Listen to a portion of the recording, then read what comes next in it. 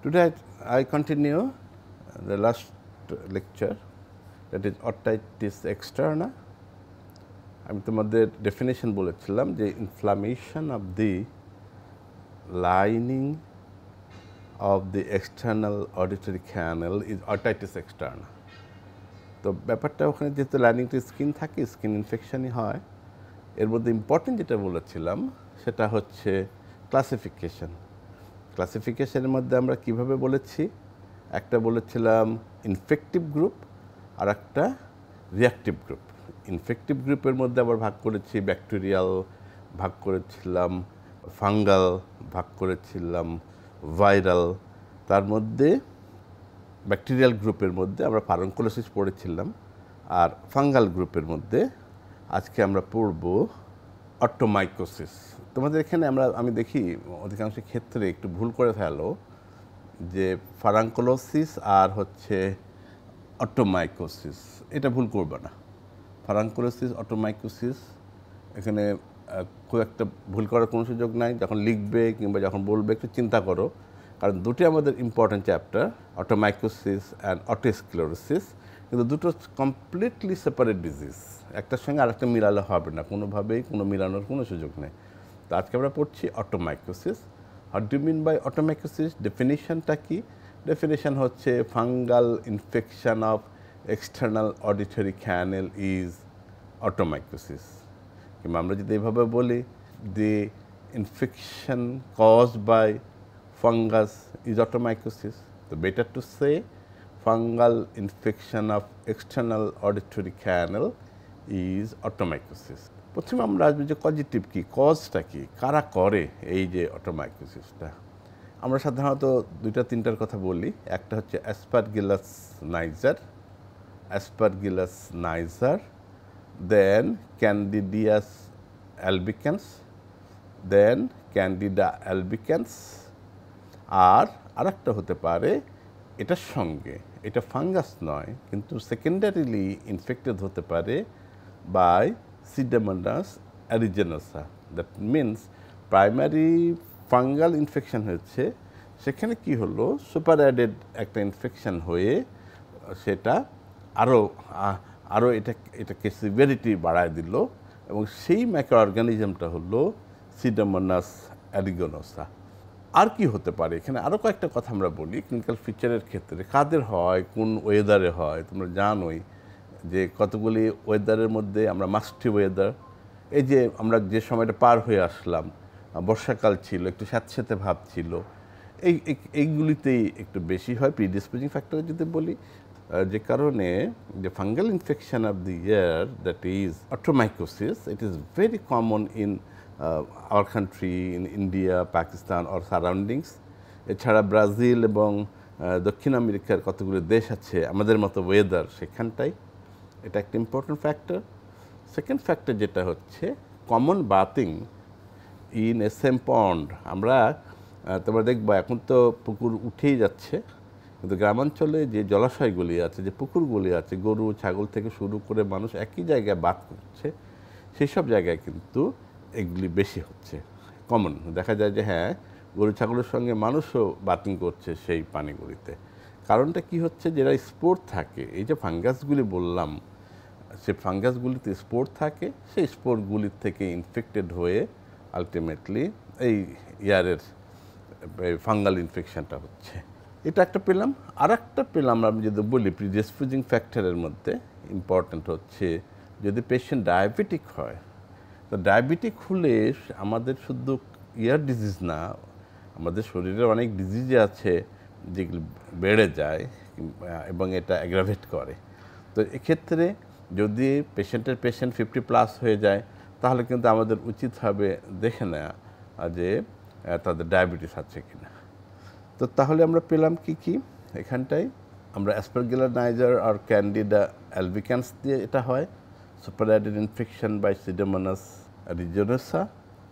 আর কাদের হচ্ছে, যদি common bathing in the same pond একটা বললাম, আর একটা কী বলেছিলাম, যে আমাদের এই যে মাস্টি ওয়েদার, একটা স্যাঁতস্যাঁতে আবহাওয়া যে দেশগুলিতে, এগুলিতে একটু বেশি হয়। আর পেশেন্ট যদি ডায়াবেটিক হয় তাহলে কিন্তু বেশি হয়। ক্লিনিক্যাল ফিচারের মধ্যে এখন যেটা আমরা বলবো যে কেমন হয় ক্লিনিক্যাল ফিচারে কি বলবো আমরা, এটা সাধারণত দেখা যায় এটা অ্যাকিউট হতে পারে, সাবেক অনেক সময় ক্রনিকও হতে পারে, অনেক সময় দেখা যায় ড্রাই, আর একটা সময় দেখা যায় ময়েস্ট, বিভিন্নভাবে এটা প্রেজেন্ট করতে পারে। তা আমরা যদি দেখি যে অ্যাকিউট হলে সিভিয়ার পেন, পেশেন্ট বলবে যে হ্যাঁ সিভিয়ার পেন নিয়ে এসছে, কিংবা তার যদি হিস্ট্রি নাও তাহলে দেখা যাবে যে সে কমন পন্ডে বাত করেছে উইথ দি ক্যাটলস, এটা একটা হতে পারে। আর একটা বলতে পারে যে ম্যাক্সিমাম ক্ষেত্রে আমাদের এখানে যে হিস্ট্রি দেয় যে কাছে কান চুলকাচ্ছিল, কাছে একটা কাঠি পেয়েছে, সে কাঠি দিয়ে কানটা সে চুলকেছে, সেখান থেকে কিন্তু এই ফারাঙ্কুলোসিস হওয়ার চান্স অনেক বেশি। পার্টিকুলারলি তোমরা দেখবে রাস্তাঘাটে কিছু মানুষ আছে কান পরিষ্কার করে বেড়ায়, এরা কিন্তু is a very important source of otomycosis. তো এখন আমরা যদি দেখি পেশেন্ট তো একটা হিস্ট্রি দিল যে সে কান খুঁচাইছে অথবা কান না খুঁচাইছে, অনেক সময় দেখা যায় যে সে বলে যে আমি কানে কিছু দিই না, হ্যাঁ তেল দিয়েছিলাম, সর্ষের তেল, কমন মাস্টার্ড অয়েল দেওয়ার ফলে কি হলো, মাস্টার্ড অয়েলে হয় কি কেন যেন কিছু কিছু এই ফাঙ্গাসের স্পোর থেকে যায়, সেখান থেকে কেন হতেই পারে। তো সেক্ষেত্রে আমরা try to avoid this type of treatment. এরপর কী আসবে, সিভিয়ার পেইন হয় এবং বলে blockage of air, this blockage of air due to discharge in the external auditory canal and block the external auditory canal conduction, যে কারণে এটা সাধারণত conductive type of ডেফনেস কিছুটা থাকে। আমরা যদি এই কানটা পরিষ্কার করে দিই তাহলে কিন্তু আবার এটা চলেও যায়।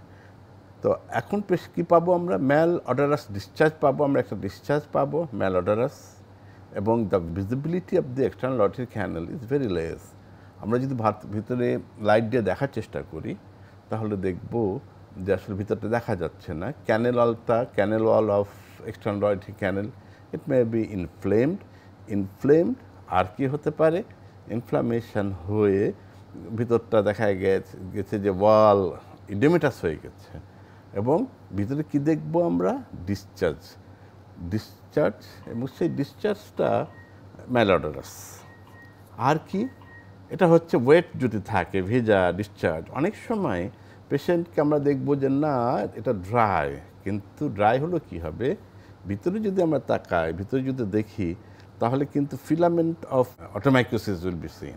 তা আমরা যদি ভিতরে একটু দেখি, অনেক সময় মাইক্রোস্কোপের আন্ডারেও আমাদেরকে দেখতে হয়, তখন যদি দেখা যায় তাহলে তোমরা দেখলে আমরা কি দেখব, যে ভিতরে পিন হেডের মতো, তোমরা যে আলপিনটা দেখেছো যেভাবে থাকে, আলপিনের মাথার দিকে এক গোল থাকে একটা এলিভেটে, এরকম কতগুলি ফিলামেন্ট দেখা যায়। এটাও ভীষণ রকম ডায়াগনস্টিক, এবং এটা ড্রাই থাকে। এটা ময়েস্ট কিংবা ওয়েট যদি থাকে এক্সটার্নাল ইয়ার অডিটরি ক্যানেল, তাহলে কিন্তু আমরা এটা দেখতে পাবো না, এইভাবে দেখতে পাবো না, সেখানে পোরুলেন ডিসচার্জ থাকবে। ইনফ্লামেশনের কথা বললাম, ইডিমার কথা বলেছি। আর কি থাকতে পারে, একটা ডিসকমফোর্ট, পেশেন্ট বলবে যে আমার কান আমি সহ্য করতে পারছি না, কানটা এত বেশি ব্লক হয়ে আছে, আমি সহ্য করতে পারছি না। আর কি, ইচিং থাকতে পারে, সিভিয়ার ইচিং থাকতে পারে। এখন আমি কি করব, আমি এটার ডায়াগনোসিস কী করে করব, ইনভেস্টিগেশন কী করবো? আসলে ইনভেস্টিগেশন এখানে খুব একটা কিছু করার নাই। ক্লিনিক্যালি আমরা ইজিলি এটা ডায়াগনোসিস করতে পারি, otomycosis easily diagnose by clinical features and by sign, দেখে বুঝতে পারবা যে হ্যাঁ ইট ইজ অটোমাইকোসিস।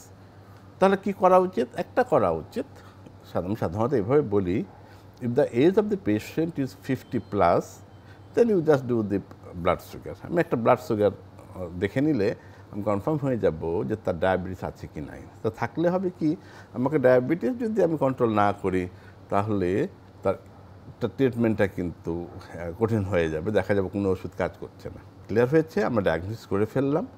এখন আমি কি করব, এখন আমার কাজ যেটা হলো ট্রিটমেন্টের প্রথম কাজ, একটা পেশেন্ট যখন তোমার কাছে ব্যথা নিয়ে আসবে, the first choice of treatment is relieve the পেইনটাকে রিলিফ না করলে, একটা পেশেন্ট বলে, তুমি জিজ্ঞেস করবা, একটা পেশেন্টের পেইনের সিভিয়ারিটি জানতে গেলে তোমাকে একটা কোশ্চেন করতে হবে, সেটা কি, সেটা হচ্ছে যে রাতে ঘুম হয়েছে কিনা। পেশেন্ট ইনভেরিয়েবলি বলে যে না, গত রাতে আমি ঘুমাতে পারি নাই, গত রাত্রে ব্যথার জন্য আমি ঘুমাতে পারি নাই। তো সেক্ষেত্রে এই যে এত সিভিয়ার পেইন হয়, তো তোমার কাজ হলো প্রথমে তার পেন রিলিফ করা। পেন রিলিফের জন্য আমি তোমাদের কয়েকটা বলেছিলাম যে কতগুলি অ্যানালজেসিক্স, এখানে এত pain is so severe, paracetamol is not enough. তাহলে আমরা কি দিতে পারি? কিটোরোলাকের কথা বলেছিলাম, আরেকটা বলেছিলাম হচ্ছে ডাইক্লোফেনাক সোডিয়াম। আমি কমনলি এ দুটো বাজার অ্যাভেলেবল, এ দুটোই আমরা বলবো। কিটোরোলা আরও অনেক পেইন কিলার আছে, কিন্তু আমরা পার্টিকুলারলি এ দুটোই বলবো। একটা হচ্ছে ডাইক্লোফেনাক সোডিয়াম, আর একটা হচ্ছে কিটোরোলাক। কিন্তু কষা নিতে হবে, you must prescribe this medicine, this patient should take after meal, must be after meal. আর কি সঙ্গে আমাদের কতগুলি H2 ব্লকার্স টাইপের ওষুধ আমরা দিই সাধারণত মেডিসিন। সেই মেডিসিনগুলির মধ্যে আমরা ওমিপ্রাজল আমরা দিতে পারি, অথবা রেনিটিডিন আমরা দিতে পারি, যেটা আমার কাছে সুইটেবল মনে হবে দেব, কিন্তু সাপোর্টে থাকতে হবে এবং পেশেন্টকে অবশ্যই বলে দেওয়া যে এই ব্যথার ওষুধটা আপনারা অবশ্যই ভরা পেটে নেবেন। পেন কিলিংয়ের পর আমার যে কাজটা করা উচিত সেটা হচ্ছে ইউ মাস্ট ক্লিন, কারণ এক্সটার্নাল অডিটরি ক্যানেল ক্লিন না করে দিলে, আমি যেরকম ফারাঙ্কুলোসিসের কথা বলেছিলাম, ওটা অ্যাপসিস, অ্যাপসিস মানে ওটা ড্রেন না করা পর্যন্ত ওইটা কখনোই পেন কমবে না। তো এখানেও তাই, আমি যদি কানটা ক্লিন করে দিই, যদি ক্লিন করে দিলে পেনটা অনেকটাই কমে যাবে এবং তার যে ব্লকেজ ছিল অনেক সময় ব্লকেজও কমে যায়। ক্লিন আমি কী করবো? তোমাদেরকে সার্জিক্যাল টয়লেটিংয়ের কথা আমি বলছিলাম, মনে আছে কি না? Surgical toileting comprises of 3, number 1 বলেছিলাম ড্রাই মপিং। ড্রাই মপিং ওই যে লম্বা একটা কাঠির মতো ইনস্ট্রুমেন্ট ছিল, একদিকে একটা রিং আর একদিকে খাঁজ কাটা, সেটা কি হচ্ছে জবসন হর্ন প্রব। তোমাদের মনে আছে কি না? জবসন হর্ন প্রবের কটন অন ক্যারিয়ার ছিল, সেখানে আমরা একটা কটন বার তৈরি করে নিয়ে ড্রাই মপিং মানে শুকনো অবস্থায় আমরা কানটা মুছে নেব। অনেক সময় এটা যথেষ্ট হয়, অনেক সময় ইট ইজ নট এনাফ। সেক্ষেত্রে আমরা কী করব? সেকেন্ড অপশানের মধ্যে আমরা সিরিঞ্জিং করতে পারি। সিরিঞ্জিংয়ের কথা আমি বলছি তোমাদেরকে, যে ওরাল সিরিঞ্জ পাওয়া যায়। সেই ওরাল সিরিঞ্জের মধ্যে নর্মাল স্যালাইন কোন টেম্পারেচারে নিব? বডি টেম্পারেচারে নর্মাল স্যালাইন নিয়ে আমরা যদি এক্সটার্নাল ক্যানেলটাকে ইরিগেশন করি, তাহলে ভিতরের যে প্রোডাক্ট যেগুলি আছে, যে ডিসচার্জগুলি আছে, এগুলি কী হবে? ইজিলি ক্লিন হয়ে বেরিয়ে চলে আসবে। ক্লিন হয়ে বেরিয়ে চলে আসলে তখন আমি পরবর্তী ট্রিটমেন্টে অন্য কিছু করতে পারি। কিন্তু এখন একটা অপশান হচ্ছে যে এই সিরিঞ্জিং করবো কিনা। হ্যাঁ, সিরিঞ্জিং এটা শুনতে মনে হয় যে খুব সহজ একটা বিষয়, কিন্তু না, সিরিঞ্জিং অনেক সময় ক্ষতি করে। সিরিঞ্জিংয়ে কিছু কিছু ক্ষেত্রে পেশেন্টের ডিসকমফোর্ট হয়, কিছু কিছু ক্ষেত্রে দেখা যায় ইনজুরি হয়, কিছু কিছু ক্ষেত্রে টিম্প্যানিক মেমব্রেনও সমস্যা হয়। সুতরাং আমি যে প্রসিডিওরে যাব, সেই প্রসিডিওরটা অবশ্যই স্কিলনেস থাকতে হবে। তোমার স্কিলনেস যে হ্যাঁ, আমি সিরিঞ্জিং করলে পেশেন্টের আরাম হবে, তার কোনো ক্ষতি হবে না। তারপর সিরিঞ্জিংয়ের ব্যাপারে যেহেতু কন্ট্রোভার্সি আছে, এর চাইতে আর একটা ইজি প্রসেস, সেটা তোমাদের আমি বলেছিলাম 3 নম্বরে, সাকশন অ্যান্ড ক্লিয়ারেন্স। তোমার সাকার মেশিন দেখছো অপারেশনের রুমে, যেখানে সাকশন দেওয়া হয়, তো সেখানে আমাদের মাইক্রো সাকার আছে, আমি দেখেছি তোমাদেরকে। মাইক্রো সাকার থাকে, সে সাকার দিয়ে আমরা কানের ভিতরটা সুন্দর করে সাকশন করে নিয়ে আসলাম। এটা করা যেতে পারে। তাহলে আমরা যে কোনো একটা, যেটা convenient for you and the patient, either dry mopping or syringing or suction and clearance. These 3 comprises oral toileting. তোমরা যদি এক কথায় বলো, এখন পরীক্ষায় হয় কি, কোশ্চেনটাকে লিঙ্গারিং করার কতগুলো প্রসেস আছে। তুমি এভাবে বলবা যে আমি ফার্স্ট কি করব ওরাল টয়লেটিং করব, তখন কিন্তু ওরাল টয়লেটিংয়ের একটা কোশ্চেন আসবে, what do mean by oral toileting, কী থাকে ওরাল টয়লেটিংয়ে, কোনটা কীভাবে করা হয়। তো কোশ্চেনটা এরকম হয়ে যেতে পারে। ওরাল টয়লেটিংয়ের আরেকটা ইম্পর্টেন্ট কথা, ওরাল টয়লেটিং কিন্তু অনেক সময় রিটেনে আসে শর্ট নোট হিসাবে, ওরাল টয়লেটিং। তাহলে আমরা 3টার মধ্যে কানটা ক্লিন করে ফেললাম। এখন কি করব আমরা? এখন সাধারণত বলা হয় যে আমরা যদি একটা অ্যান্টি ফাঙ্গাল উইক্স দিতে পারি, এটা অনেক সময় ভালো কাজ করে।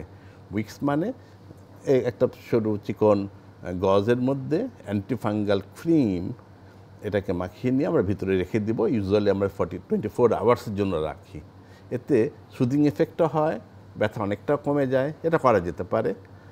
আর ফারাঙ্কুলোসিস আমি বলেছিলাম যে তোমাদের ইকথাইমল ইন গ্লিসারিন এখানে দেবো কি না, অনেকে প্রেফার করে যে হ্যাঁ এটা দেওয়া যেতে পারে, দিলে কি হবে ইডিমাটা অনেক দ্রুত কমে যাবে। তো আমি প্রেফার করি যে better to give the week anti fungal cream week, anti fungal cream week দিলে এটা ভালো কাজ করে। এরপর আমি কি দিব, এরপর আমি একটা যেহেতু পেইন আছে, যেহেতু ইনফেকশান আছে, সেহেতু আমি একটা অ্যান্টিবায়োটিক দিব। এখানে কি অ্যান্টিবায়োটিক দিব, যে সিডোমোনাস অ্যারিজেনোসার কথা বলেছিলাম, তো সেক্ষেত্রে এখানে ব্রড স্পেকট্রাম অ্যান্টিবায়োটিক আমি দিতে পারি, যে তিনটার কথা আমি সবসময় বলি, অ্যামক্সাসিলিন, সেফ্রাডিন, আর কি বলেছিলাম, সেফেক্সিম। এটার মধ্যে দেওয়া যেতে পারে, কিন্তু better to give specific drugs, that means flucloxacillin, গতদিন বলেছিলাম ফ্লুক্লক্সাসিলিন, এখানে যদি দেওয়া যায় কাজ করে। অনেকে প্রেফার করে যে কম্বিনেশন দিতে, combination that means amoxicillin plus flucloxacillin or cefixime plus flucloxacillin. ফ্লুক্লক্সাসিলিনের কথা বলেছিলাম 500 মিলিগ্রাম 6 আওয়ারলি, অ্যামক্সাসিলিনের আমি ডোজ বলেছি 500 8 hourly, cefradine 500 6 hourly, another one cefixime 200 12 hourly. তো এটা তুমি এভাবে প্রেফার করতে পারো, ব্রড স্পেকট্রামে যে কোনো একটা। এই প্রেফারটা হতে হবে তোমার কস্ট এফেক্টিভনেস তো দেখা উচিত। আমরা অনেক সময় পেশেন্টকে একটা মেডিসিন লিখে দিই, কিন্তু চিন্তা করি না যে পেশেন্টটা ওটা কিনে ব্যবহার করতে পারবে কি না। তো সেক্ষেত্রে আমাদের অবশ্যই উচিত ভাবা যে আমি একটা পেশেন্টকে আমি এফেক্টিভ একটা মেডিসিন লিখব উইথ কস্ট এফেক্টিভনেস, যে পেশেন্ট কিনতে পারবে, যে হ্যাঁ এটা 5 দিন কি 10 দিন খেতে হবে, এত টাকা কস্ট হতে পারে, সে পেশেন্ট পারবে। বাজারে তুমি যদি একটু আমরা খেয়াল করি, তাহলেই সে মেডিসিনগুলি আমরা চুজ করতে পারবো, ইজিলি চুজ করা যায়। এখানে আরেক দিন আমার ক্লাসে তোমাদের প্রশ্ন করেছিল যেখানে কালচার সেন্সিটিভিটি করা যায় কি না। আসলে আমি যদি ক্লিনিক্যালি থিওরিটিক্যালি বলি, তাহলে কালচার সেন্সিটিভ করা উচিত। ফাঙ্গাস কালচার করাটা কঠিন, ওখানে ডিসচার্জ যেটা আছে ব্যাকটেরিয়াল কালচার করা যেতে পারে, কিন্তু সে রিপোর্ট তো আসবে 3 দিন পরে, এটা তখন আমার এটা প্রয়োজন হবে না, 3 দিনে তার অসুখটা ভালোই হয়ে যাবে আমি যে ট্রিটমেন্টের কথা বলব। তাহলে কি করব, এখানে আমরা অ্যান্টিবায়োটিক দিলাম, আইদার ফ্লুক্লক্সাসিলিন দাও, আমি সবসময় প্রেফার করি এটা give combination of drugs, that means broad spectrum antibiotic, amoxicillin, cefradine or cefixime plus flucloxacillin dose বলেছি। এরপর আমি কি করব, এরপর যেটা হবে লোকাল কিছু মেডিসিন আমাকে দিতে হবে। সেই লোকাল মেডিসিনটা হচ্ছে অ্যান্টিফাঙ্গাল ড্রাগস। সেই অ্যান্টিফাঙ্গাল ড্রাগসের মধ্যে বিভিন্ন পাওয়া যায়, কোট্রাইমাজল, তারপর আরও কিছু কিছু আছে, এগুলি বাজারে পাওয়া যায়। একটা ফর্মে পাওয়া যায়, দুটো ফর্ম সাধারণত, একটা হচ্ছে অ্যাজ এ ড্রপ, এটা খুব বেশি অ্যাভেলেবল নয় আমাদের দেশে। ক্রিমটা অ্যাভেলেবল, বাজার ভর্তি ক্রিম পাওয়া যায়। এই কোট্রাইমাজল হোক, কেটানাজল হোক, যে কোনো পাওয়া যায়, যে কোনো একটা ব্যবহার করতে পারি। আমরা কিভাবে পেশেন্ট ব্যবহার করবে, apply in the external artery canal with cotton bud. এটা সারাদিনের মধ্যে 2-3 বার থেকে 4 বার ব্যবহার করবে, 5 থেকে 7 দিন ব্যবহার করবে। আমরা সাধারণত হয় দেখা যায় যে 24 ঘন্টা 48 ঘন্টার মধ্যেই এটা অনেকটাই ক্লিয়ার হয়ে যায়, কিন্তু আমরা এটা you must give at least 10 days. কারণ হলো এই যে স্পোরগুলি যদি থেকে যায়, যদি আবার সুইটেবল কোনো কন্ডিশন হয়, তাহলে কিন্তু এটা আবার বেড়ে যাবে। সুতরাং আমাকে এটা কমপ্লিট যদি ইরাডিকেট করতে হয়, use the antifungal drugs minimum 10 days. Clear হয়েছে ব্যাপারটা? আর কি দিব, তাহলে আমি যদি ট্রিটমেন্টটা কনসাইজ করি, তাহলে সেক্ষেত্রে আমরা এভাবে বলবো, এই যে প্রথম হচ্ছে ওরাল টয়লেটিংকে এক্সপ্লেন করতে হবে, either dry mopping, syringing or suction clearance. Then আমি কী করবো, অ্যান্টিবায়োটিক, দেন অ্যানালজেসিক্সের মধ্যে কিটোরোলাক ডাইক্লোফেনাক সোডিয়াম, দুটোর মধ্যে যে কোনো আমরা একটা দিতে পারি। এখন আসছে কোশ্চেন, এখানে কিছু ম্যাজিক কোশ্চেন আছে, যে থিওরিটিক্যালি প্র্যাকটিক্যালি একটু আলাদা হয়ে যায়। প্র্যাকটিক্যালি হয় কি, এই যে মানুষটা, যে পেশেন্টটা তোমার কাছে আসলো, সে রাতে ঘুমাতে পারেনি, তাকে কি আমরা সেডেটিভ দিব কি না? আমি প্রেফার করি যে হ্যাঁ আমি সেডেটিভ দিব, কিন্তু তোমরা পরীক্ষার সময় যদি বলো যে হ্যাঁ আমি সেডেটিভ দিব যদি তার ঘুমে ডিস্টার্ব। আর সেডেটিভ কী হয়, যে পেনকিলারটা তুমি দিলা, এটার অ্যাকশনটাকে আরও বাড়িয়ে দেয়। তো আমি ডাইক্লোফেনাক সোডিয়াম দিলাম, সঙ্গে একটা H2 ব্লকার দিলাম, সঙ্গে আমি একটা সেডেটিভ দিয়ে দিলাম। সেডেটিভ মানে ডাইজেপাম ইজ এনাফ। ডাইজেপাম একেবারেই সস্তা একটা ওষুধ। এখন কেউ যদি বলে যে না আমি অন্য সেডেটিভ কিংবা অ্যানালজেসিক দিব, অ্যাঞ্জোলাইটিক দিব কিনা, সেটা তোমার প্রেফারেন্সের বিষয়। আমি সাধারণত সেডেটিভ বলি এবং আই প্রিফার ডাইজেপাম।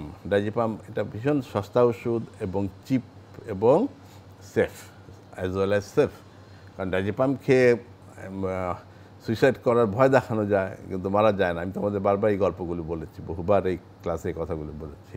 তো আমি কী করবো, অ্যানালজেসিক্সের সঙ্গে একটা যদি সেডেটিভ দিয়ে দেয়, ও পেশেন্ট ইনশাআল্লাহ ঘুমাবেই, রাত্রেবেলা ভালো একটা ঘুম তার হবেই।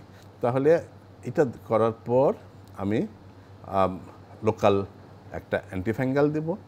লোকাল অ্যান্টিফ্যাঙ্গালের মধ্যে যেটা বললাম, যেটা ড্রপ আকারেও পাওয়া যায় আর ক্রিম আকারে। ড্রপের যে একটা ডিসঅ্যাডভান্টেজ আছে, আমরা যে ড্রপটা বাজারে পাওয়া যায় সেটা শুধু সিম্পলি অ্যান্টিফাঙ্গাল ড্রাগস থাকে, স্টেরয়েড থাকে না।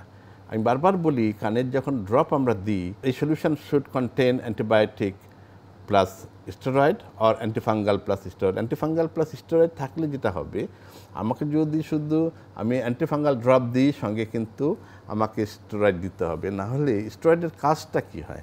স্টেরয়েডের কাজ হয় কি, যে কানে এই যে ইচিং হচ্ছে, স্টেরয়েড কিন্তু এই ইচিংটা কমায়, এক নাম্বার। আর লোকাল যে ইডিমা, যেটা আমরা বলছিলাম যে ইডিমা আছে ভিতরে, ইডিমেটাস হয়ে আছে, এক্সটার্নাল অর্টারি ক্যানেলটা সোয়েল আপ হয়ে আছে, সেটা কিন্তু দেখবা যে ওটা কমে গেছে, অনেকটাই কমে যাবে due to use of this topical steroids. তাহলে অটিটিস এক্সটার্নার আজকে এ পর্যন্তই। আর অটিটিস এক্সটার্নার মধ্যে আর বোধহয় বাকি থাকবে অটাইটিস এক্সটার্না ম্যালিগন্যান্স। এটা তোমাদের সিলেবাসে আছে, পরীক্ষা মাঝে মাঝে ধরা হয়, এটা আমরা নেক্সটে পড়ব। তো থ্যাংক ইউ।